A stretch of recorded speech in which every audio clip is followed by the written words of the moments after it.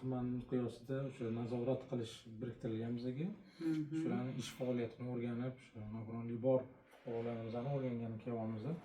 Shu qanaqa yordamlar ko'rsatishyapti yoki qanaqadir yordamlar ko'rsatilmayaptimi?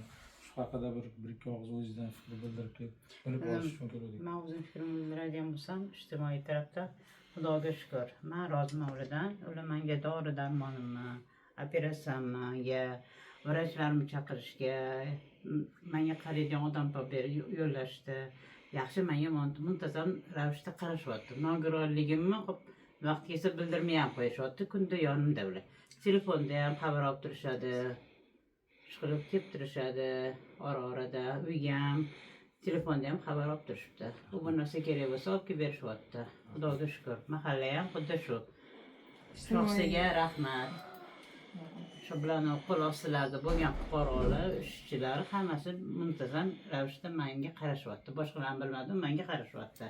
Mana Dilshod degan inson bor, ular ham muntazam bilan ijtimoiyda mana ism biriktirib beribdilar sizga.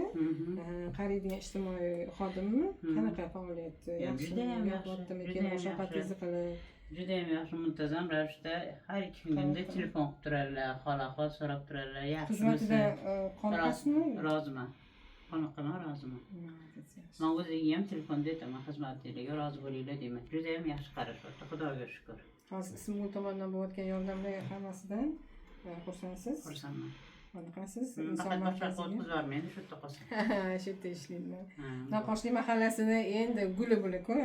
Hokim yordamchisi bular ham yaxshi. Madaminjon o'zlari ham ishlaganlar, shu sohani tushunadilar, biladilar, hokim yordamchisi bo'lib ishladilar. Mana 2 yil ichida yurdilar, har bitta fuqaroni uyiga kirib, har bitta nogironlar ijtimoiy uy berilgan bo'lsa, mana yurdilar, o'rgandilar, bildilar, qanchasiga yordam bergan.